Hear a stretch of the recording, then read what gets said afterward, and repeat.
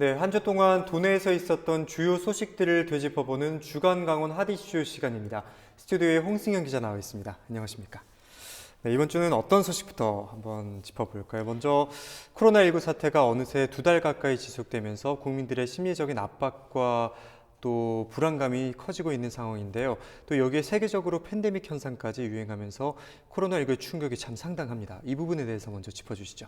네, 코로나19가 국내에 발생한 지 말씀하신 것처럼 어느 정도 2달가량 지났습니다. 시민들의 일상도 변화하고 있고 지역 경제 타격도 심각한데요. 네. 보도된 내용부터 확인하시죠. 평소 같으면 학생들로 북적이며 활기가 느껴질 캠퍼스가 조용합니다. 썰렁한 건물과 운동장에서 새학기의 설렘은 찾아보기 힘듭니다. 16일부터 강원대와 연세대 미래캠퍼스, 한라대 등 도내 일부 대학들이 개강을 하지만 이런 풍경은 당분간 계속될 것으로 보입니다. 개강 이후에도 대면 수업 대신 온라인이나 보고서 제출로 출석을 인정하는 방식 등으로 수업이 진행될 계획이기 때문입니다. 개강 총회 등 학생들의 모임이 많아 1년 중 3월이 가장 바쁜 대학가 상권. 하지만 지금은 개강이 미뤄진 데다 온라인 수업으로 등교가 더 늦춰지면서 3월 수입은 바닥입니다. 점포 임대료를 한 달 동안 면제하거나 인하해주는 곳도 있지만 일부에 불과한 상황.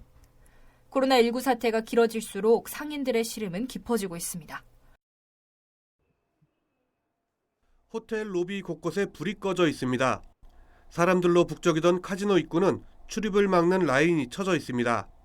강원랜드가 사업장에 대한 휴장을 시작한 건 지난달 23일. 이로 인한 손실도 1,200억 원 가까이 됩니다. 사정이 이렇자 강원랜드 인근 고안 사북 지역 경제는 직격탄을 맞았습니다.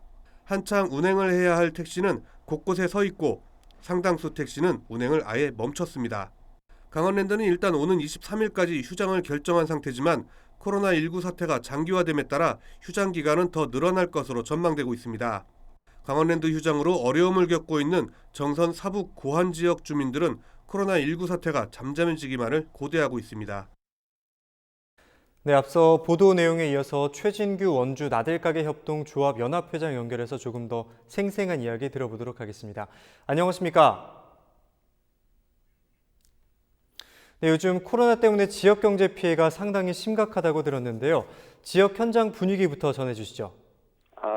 네. 먼저 이 시간에도 코로나 바이러스 19 퇴치를 위하여서 최일선에서 불철 주야로 싸우고 계신 의료진과 공무원분들께 감사드립니다. 현재 자영업을 하고 있는 소상공인들의 매출은 전년 동월 대비 60에서 70% 이상 감소하였다고 보시면 됩니다. 유통업이나 예식업의 매출 감소가 눈에 띄게 감소했는데요. 소비 심리가 위축되면서 각종 모임이나 회식 등의 외출 자제로 자영업을 하고 있는 소상공인의 매출 감소는 직격탄을 맞았다고 보시면 됩니다. 중앙시장이나 자유시장, 전통시장, 구 도심권의 일몰 이후엔 유동인구나 차량 통행량이 급격히 줄었고요. 낮 시간에도 중앙동 차없는 시장이 한산할 정도입니다. 네. 네, 소비 심리가 위축되면서 지역 소비 매출에도 상당한 타격이 있다고 말씀을 해주셨는데 그렇다면 이런 힘든 상황을 좀 극복하기 위해서 소상공인들도 나름의 자구책을 마련하고 있는 상황인데 어떻게 대응하고 계신지 말씀 부탁드립니다. 네, 저희 나들가게에서는 시민을 배려하고 또 내 점포는 내가 소득하는 일을 우선적으로 시행하고 있으며 주민들에게 불편을 드리지 않고자 현업에 최선을 다해서 임하기로 하였습니다. 먼저 매장은 1일 2회 알코올로 소독하여 줄 것을 권고했고요. 카운터에는 항시 손소독제를 비치해서 매장을 찾는 고객분들에게 먼저 손 소독해 줄 것을 제안드리고요. 항상 마스크 착용하고 손소독 수시로 하고 근무하고 있고요.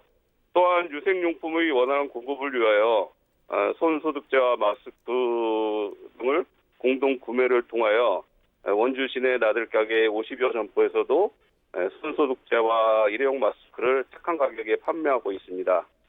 공적 마스크의 물량 부족으로 인해서 마스크 공동 구매는 계속 추진해서 저렴한 가격에 시민들에게 공급하고자 노력하고 있습니다. 네. 네, 이에 대해서 정부와 지자체 차원에서도 각종 대책들을 마련하고 있는 상황인데요. 연합 회장님께서 생각하시기에 실질적으로 좀 어떤 지원이 필요하다고 생각하시는지 말씀해 주시죠. 네, 물론 정부에서는 코로나19 사태에 대한 매출을 감소하기 위해서 가장 필요한 정책으로 소상공인 경영 안정 자금의 예산 확대를 꼽았습니다. 하지만 정부의 지원 정책이 여전히 소상공인에게 와 닿지 않아 적극적인 홍보가 필요한 시점이고 정책 자금을 받기 위한 문턱 또한 낮춰져야 된다고 생각됩니다. 또한 강원도에서는 코로나19 확산으로 인한 소상공인 특별 자금 지원을 40만 원씩 지급한다는데 지급 대상이 연매출 7천만 원으로 예상하고 있습니다. 하지만 예식업이나 임용의 연매출 7천만 원과 유통업의 연매출 7천만 원은 마진율에서 많은 차이가 있습니다. 업종별로 차등을 주어서 어려움을 겪고 있는 자영업소나 취약 계층에 지원이 돼야 된다고 생각됩니다. 또한 지역 상품권의 추가적인 인센티브 행사나 그리고 영세 소상공인과 건물주 상생을 위한 임대료 깎아주기 캠페인, 지역 골목 상권의 활성화를 위한 나들가게 공동 세일전 등과 같은 실효성 있는 정책들이 하루빨리 적극적으로 지원돼야 된다고 생각됩니다. 네, 오늘 말씀은 여기까지 듣도록 하겠습니다. 네, 홍 기자 계속해서 이야기 나눠가도록 하겠습니다. 현재 강원도의 피해 상황은 좀 어떻습니까? 네, 앞서서 이제 현장의 이야기 들어보셨지만 지역 경제는 정말 코로나19에 직격탄을 맞았다 이렇게 말해도 과언이 아닙니다. 경포 벚꽃 축제라든지 도내 굵직한 축제들이 대부분 취소 또는 연기된 상황이고요. 네. 전통시장이나 주요 관광지 또 숙박 등은 전년에 한 50% 수준밖에 안 된다고 합니다.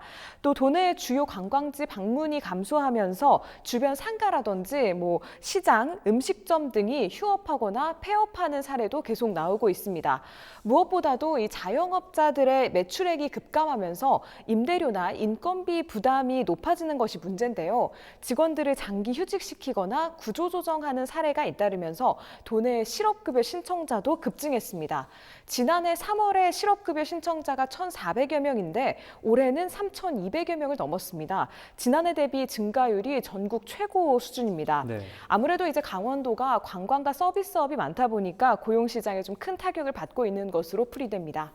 네, 이에 따라서 각종 경기 부양 대책이 나오고 있는데 강원도에서는 어떤 대책을 마련하고 있습니까? 네, 우선 강원도는 1,600억 원 규모의 추경을 진행하겠다고 밝혔습니다. 코로나19로 심각한 어려움을 겪고 있는 소상공인이나 실직자 등에게 취약계층 모두 30만 명을 대상으로 1인당 40만 원을 긴급 지원하겠다는 겁니다. 네. 이 코로나19 생활안전기금이라는 이름의 이 긴급 지원은 재난기본소득과 얼핏 보면 좀 유사한 개념이지만 취약계층에게만 지급하는 일회성 지원입니다.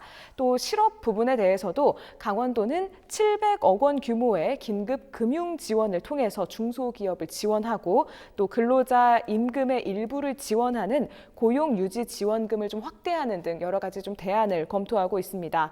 그러나 이제 코로나19로 인해서 이제 불안감과 위축된 그 소비 심리 자체가 풀리기 전까지는 이 경기 침체에 따른 경영난을 극복하기에는 좀 쉽지가 않을 전망입니다. 네, 참 힘든 상황인데 또 이런 가운데에서도 또 훈훈한 소식도 들려오고 있습니다. 이른바 착한 임대인 운동이라고 시민들이 발벗고 나서서 좀 이런 어려운 상황을 해결하자 이런 운동이 일고 있는데 강원도 내에서는 어떤 소식들이 있을까요?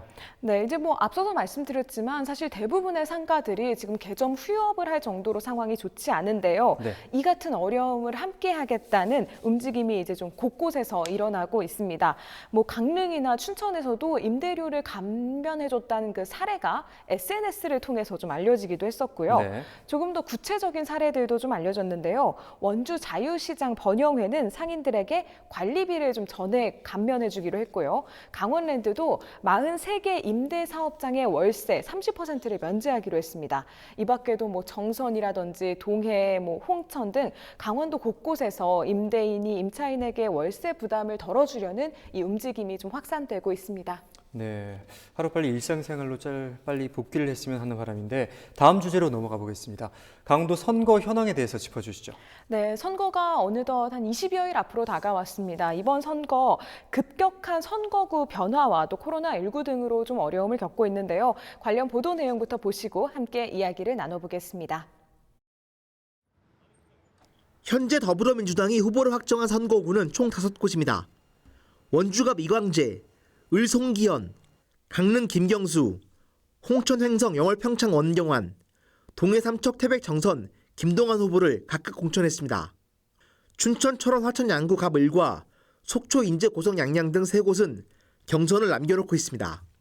미래통합당은 7곳의 선거구에서 후보를 확정했습니다. 춘천 철원 화천 양구 갑 김진태, 을 한기호, 원주갑 박정하, 을 이강우, 강릉 홍윤직, 동해 태백 삼척 정선 이철규, 속초 고성 양양 인제 이양수 예비후보 등입니다. 홍천 횡성 영월 평창 선거구 경선만 진행되면 전지역 후보가 결정되는 겁니다. 여기에 공천에 반발한 후보자들의 무소속 출마 선언이 잇따르고 있습니다. 강원도 선거관리위원회는 오는 24일부터 28일까지 선거인 명부를 작성하고 26일부터 이틀 동안 후보자 등록 신청을 받습니다. 선관위는 앞으로 본격적으로 후보자들의 경쟁이 펼쳐질 것으로 보고 탈불법 선거운동에 대한 단속 활동을 강화해 나갈 방침입니다. 더불어민주당 원주시 갑을 선거구 두 후보가 한자리에 섰습니다. 원주시 갑 선거구 이광재 예비후보와 원주시 을 선거구 송기현 예비후보가 원팀 공동 공약을 발표했습니다. 각 선거구에 속한 기업도시, 혁신도시, 두 신도시를 연계해 정주 여건 개선과 경제 활성화 두 마리 토끼를 잡겠다는 전략입니다. 미래통합당 원주시 갑 선거구는 신구가 힘을 합쳤습니다. 박 예비후보는 김 의원의 주요 공약이었던 SRF 열병합발전소 폐쇄 등 미세먼지 대책과 기업도시 규제 프리존 지정 등 경제 활성화 정책을 이어받기로 했습니다. 무소속 예비후보들도 손을 맞잡았습니다. 원주 갑 선거구 권성중 예비후보는 홍천 횡성 영월 평창 선거구 조일현, 동해 삼척 태백 정선 장승호 예비후보와 17일 공동 기자회견을 열었습니다. 각종 변수가 쏟아지며 예선 전부터 뜨겁게 달아오른 4.15 총선, 이른바 뭉쳐야 산다 전략이 각 후보에게 득이 될지 결과가 주목됩니다. 네, 관련 보도 내용 보셨는데요. 취재기자 연결해서 보다 자세한 내용 짚어보겠습니다. 성기석 기자 전화 연결되어 있습니다. 관련 소식부터 전해주시죠. 네, 21대 총선이 이제 20여일 앞으로 다가오면서 분위기가 점차 뜨겁게 달아오르고 있습니다. 각 정당의 공천 결과도 속속 발표가 되고 있는데요. 도내 8개 선거구 중에 아직 개진표가 확정되지 않은 곳은 지금 3곳 정도입니다. 이들 선거구도 이번 주가 지나면 모두 완성이 될 것으로 예상이 됩니다. 20일 정오 기준으로 현재 공천 결과가 마무리되지 않은 선거구는 여야 정당 합쳐서 모두 3곳인데요. 이번 총선은 그동안 짙은 보수적을 보였던 도내 표심이 과연 어떻게 나타날지에 관심이 모아지고 있습니다. 지난 그동안의 총선에서 모두 도내 표심들은 짙은 보수적을 보여왔는데요. 하지만 2년 전 지방선거에서 확연히 나타났던 도민 표심 변화가 이번 총선까지 이어갈지도 관심사입니다. 더불어민주당은 안정된 여당의 도민들이 표를 모아줄 것으로 호소를 하고 있고요. 미래통합당은 침체된 지역 경제를 살리기 위해서 적임자를 뽑아야 한다고 호소하고 있습니다. 이와 함께 도내 무소속 후보들의 잇따른 출마도 변수로 떠오르고 있는데요. 무소속 출마를 선언하는 후보들 중에는 현역 의원과 전 의원, 전 지방자치단체장 등 포함되어 있어서 과연 이들이 얼마나 큰 변수가 될지도 관심 포인트입니다.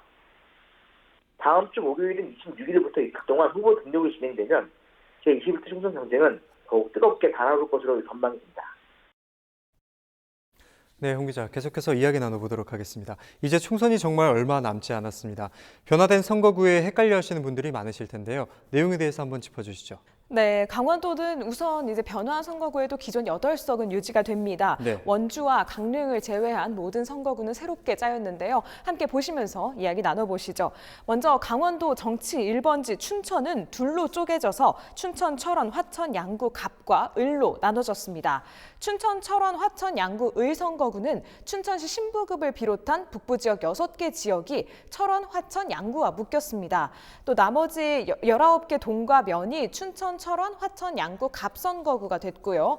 또 홍천은 횡성, 영월, 평창과 한 선거구가 됐고 태백과 정선은 동해, 삼척 선거구와 묶였습니다. 네. 설악권인 속초, 고성, 양양, 인제가 하나의 선거구로 조정됐고요. 원주는 기존대로 갑과 을로, 강릉은 도내에서 유일한 단일 선거구가 됐습니다. 이번에 좀 새롭게 바뀐 만큼 잘 확인하셔야 될 것 같습니다.